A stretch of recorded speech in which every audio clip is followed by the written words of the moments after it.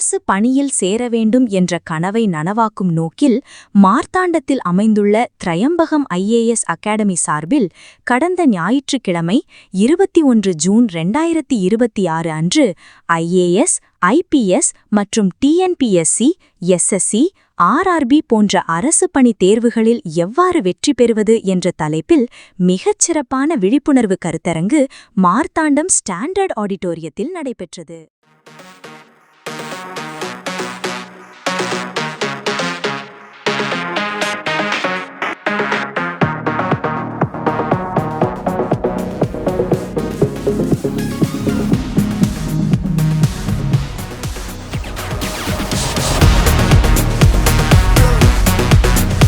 இந்த நிகழ்ச்சியில் மத்திய வருமான வரித்துறை ஆணையர் திருமதி கவிதா ராமானுஜம் ஐஆர்எஸ் அவர்கள் சிறப்பு விருந்தினராக கலந்து கொண்டு மாணவர்கள் மற்றும் பெற்றோர்களுடன் உற்சாகமாக கலந்துரையாடினார். தனது சிறப்புரையில் தொடர் முயற்சி, திட்டமிட்ட பயிற்சி, பெற்றோரின் உறுதியான ஆதரவு மற்றும் சரியான வழிகாட்டுதல் இருந்தால் நம் ஊரில் இருந்தே ஐஏஎஸ், ஐபிஎஸ் போன்ற உயரிய குடிமைப்பணி தேர்வுகளில் வெற்றி பெற முடியும் என்று தன்னம்பிக்கையூட்டும் வகையில் எடுத்துரைத்தார். அதை நீங்கள் படிச்சுனா அதில் செகண்ட் ப்ராப்ளம் கிடையாது. இப்போ நான் படிக்கிறப்பையும் ஃபுல்லாக தமிழில் நான் படிக்கிறேன், இங்கிலீஷில் தான் படிக்கிறது ஃபுல்லாகவே டெக்ஸ்ட் இங்கிலீஷ் தான். அதை நீங்கள் எளிமையாக புரிஞ்சுக்கிறதுக்கு உங்களுக்கு நிறைய ஸ்டேட் போர்ட் புக்ஸு, இப்போ இந்த இன்னொரு ஒரு யூனிவர்சிட்டி இருந்துச்சு, open university, Indira Gandhi open university ஒரு யூனிவர்சிட்டி. அதில் எல்லா சப்ஜெக்ட்ஸுக்குமே தமிழில் புக் இருக்கும். இப்போ புவியியல், ஜியாகிரபி அப்படின்னா புவியியலுடைய அந்த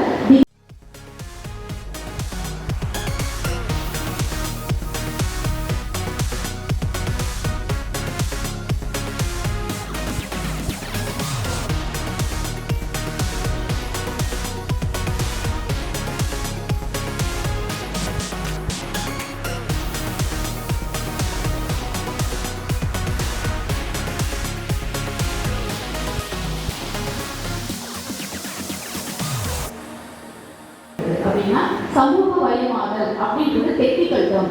இந்த டெக்னிக்கல் டேர்மை நான் இந்த புக்ஸ், தமிழ் புக்ஸ் இருக்கு தெரியுமா, அந்த புக்ஸ்லேருந்து ஜஸ்ட் அதை மட்டும் தான் எடுத்துப்பேன். மற்றபடி நீங்கள் தமிழ் புக்கில் படித்து அப்படியே டிரான்ஸ்லேட் பண்ணணும் அப்படின்ற அர்த்தம் கிடையாது. நீங்கள் இங்கிலீஷில் படிச்சுட்டு அந்த கான்செப்டை நீங்கள் எப்படி உள்வாங்கிக்கிறீங்க அப்படின்றது மட்டும்தான் விஷயம். அப்போ தேவைப்படுற டெக்னிக்கல் டேர்ம்ஸ் மட்டும் நம்ம இந்த மாதிரி தமிழ் புக்கில் எடுத்துக்கிட்டு படிக்கிறது ஃபுல்லாகவே இங்கிலீஷ்லேயே படித்து நம்மளுடைய ஓன் லாங்குவேஜ், நம்மளுடைய சொந்த மொழியில் நம்மளுடைய திங்கிங்க்கு அந்த கான்செப்டை நம்ம எக்ஸ்பிளைன் பண்ண போகிறோம்.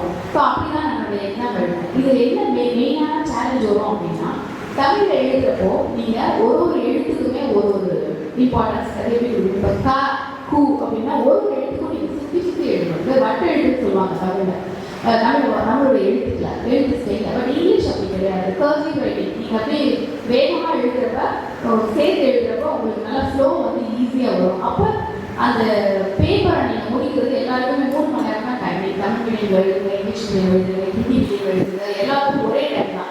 அப்போ அந்த 3 மணி நேரத்தில் இங்கிலீஷ் மீடியங்களோட எழுதுறவங்களோட நம்ம மேட்ச் பண்ணவே முடியாது. ஏன்னா தமிழ் எழுதுறது ஸ்லோவாகும். நீங்கள் ஒரு எழுத்துக்குமே நிறைய அழுத்தம் கொடுத்து எழுத வேண்டியிருக்கும். அப்போ நீங்கள் ஒன்லி வே என்ன அப்படின்னா பல தடவை ப்ராக்டிஸ் பண்ணுறது தான். மாதக்கணக்கில் எழுதி பார்த்து நான் ஃபஸ்ட்டு எக்ஸாம் எழுதுறப்போ ஒரு சப்ஜெக்ட் எக்ஸாம் எழுதுறேன் அப்படின்னா அதுக்கு எனக்கு 6 மணி நேரம் ஆகிடுச்சு. அந்த பேப்பரை முடிக்கிறதுக்கு, கம்ப்ளீட் பண்ணுறதுக்கு 6 மணி நேரம் சாலிடாக எடுத்துது. இப்போ அந்த 6 மணி நேரத்துலேருந்து நான் ப்ராக்டிஸ் பண்ணி வேகமாக எழுதி 3 மணி நேரமாக குறைக்கணும். அந்த 3 மணி நேரமாக குறைச்சாலும் அந்த பேப்பரில் இருக்கிற எல்லா கொஸ்டினுக்கும் என்னால் ஆன்சர் பண்ண முடியும். இங்கிலீஷ் மீடியத்துக்கு ஈக்குவலாக நான் பேப்பரை கம்ப்ளீட் பண்ண முடியும். திரையம்பகம் ஐஏஎஸ் அகாடமியின் நிறுவன அதிகாரி திரு செந்தில் முருகன் அவர்கள் தனது உரையில் இன்றைய காலகட்டத்தில் மாணவர்களும் பெற்றோர்களும் அரசு வேலைவாய்ப்புகள் குறித்த சரியான விழிப்புணர்வை பெறுவது மிகவும் அவசியம் என்று வலியுறுத்தினார். மேலும் செயற்கை நுண்ணறிவு ஏஐ தொழில்நுட்பத்தின் வேகமான வளர்ச்சியால் அடுத்த 3 முதல் 5 ஆண்டுகளில் பல தனியார் துறைகளில் வேலைவாய்ப்புகளில் பெரிய மாற்றங்கள் ஏற்படக்கூடும் என்பதையும், அதனால் திறன்களை மேம்படுத்திக் கொண்டு அரசு பணிகளுக்கு தயாராக இருப்பது காலத்தின் தேவையாகும் என்பதையும் பல்வேறு புள்ளி விவரங்கள் மற்றும் உதாரணங்களுடன் விரிவாக விளக்கினார். கருத்தரங்கு திரையம்பகம் ஐஏஎஸ் அகாடமி மாணவி செல்வி தன்யா அவர்களின் இறை பிரார்த்தனையுடன் தொடங்கி தமிழ்தாய் வாழ்த்தோடு இனிதே ஆரம்பமானது. அகாடமியின் அகாடமிக் அண்ட் ரிசர்ச் கோஆர்டினேட்டர் திரு ராஜன் ஆதித்யா கனிஷ்கர் அவர்கள் நிகழ்ச்சியை சிறப்பாக தொகுத்து வழங்கினார்.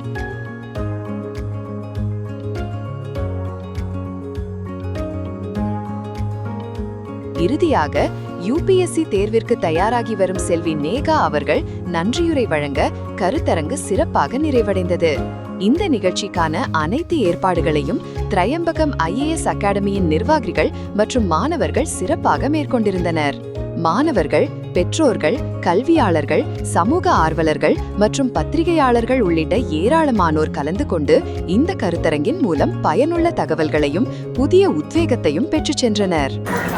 என் பேர் சௌமியா. நான் திரையம்பகம் ஐஏஎஸ் அகாடமியில் சீட் ஐஏஎஸ் பண்ணியிருக்கேன் அண்ட் சண்டே பேச்சஸ் யூபிஎஸ்சிக்கும் பண்ணிகிட்ருக்கேன்.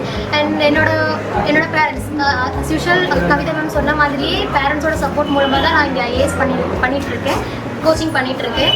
அண்ட் ஸ்கூல் டைமாக இருக்கட்டும், காலேஜ் டைமாக இருக்கட்டும், என் பேரண்ட்ஸ் இன்ட்ரெஸ்ட்னால தான் ஐஏஎஸ்க்காக உள்ளே வந்ததே அதுதான்.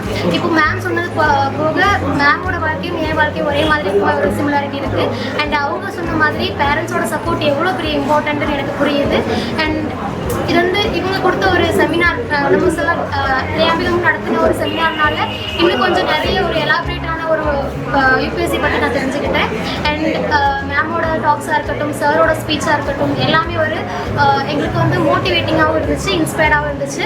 அண்ட் நாங்கள் ஃப்யூச்சரில் நாங்களும் ஒரு ஆஸ்பிரண்ட், இப்போ ஒரு ஆஸ்பிரண்டாக இருக்கும், ஃப்யூச்சரில் ஒரு ஆஃபீஸர் ஆகிறதுக்கு இந்த ஒரு செமினார் எங்களுக்கு உண்மையாலுமே ஹெல்ப்ஃபுல்லாக இருந்துச்சு. நான் தேவதேவி 9th ஸ்டாண்டர்ட் படிக்கிறேன். இன்னைக்கு இந்த 21 ஜூன் 2026 கவிதா ராமானுஜம் அவர்கள் இந்த ஞாயிற்றுக்கிழமை இந்த ஆடிட்டோரியத்தில் வச்சு இந்த மாதிரி இந்த யூபிஎஸ்சி எல்லாம் எழுதுறதை பற்றியான ஸ்பீச் எல்லாம் கொடுத்தாங்க. அதில் அவங்க முதல்ல இது 9th ஸ்டாண்டர்ட்லேருந்து ஆரம்பிக்கணும், நம்ம அதுக்கான ஈடுபாடோடு அந்த குறுக்கோளை நோக்கி போனால் தான் அதை பற்றி படிக்க முடியும், அதுக்கான ஸ்பீச் எல்லாம் கொடுத்தாங்க. அது நமக்கு லைஃப்பில் யூஸ்ஃபுல்லாக இருக்கும். இந்த 9th to 12 நம்ம போர்டு எக்ஸாமில் 2 வருஷம் இதோட நம்ம அந்த சிபிஎஸ்சியோட புக்ஸை படித்தா தான் நம்ம அந்த ஐஏஎஸ் ஆக முடியும். அதோட சப்ஜெக்ட் இதில் நிறைய யூஸ்ஃபுல்லாக இருக்கும். அப்படின்னா நமக்கு நிறைய இன்ஃபர்மேஷன் கிடச்சி இது நம்ம ஐஏஎஸ் ஆக பெரிய ஒரு உந்துதலாகவும் இருக்குது. அரசு பணியில் சேர வேண்டும் என்பது ஒரு கனவு மட்டுமல்ல, சரியான வழிகாட்டுதல், விடாமுயற்சி மற்றும் தொடர்ச்சியான பயிற்சி இருந்தால் அது நிச்சயமாக அடையக்கூடிய இலக்கு. இது போன்ற பயனுள்ள நிகழ்ச்சிகள் யூபிஎஸ்சி, டிஎன்பிஎஸ்சி, எஸ்எஸ்சி, ஆர்ஆர்பி மற்றும் பிற போட்டித் தேர்வுகளுக்கான சிறந்த பயிற்சிகள் குறித்து தொடர்ந்து அறிந்து கொள்ள திரையம்பகம் ஐஏஎஸ் அகாடமி யூடியூப் சேனலை சப்ஸ்கிரைப் செய்து பெல் ஐகானை அழுத்துங்கள்.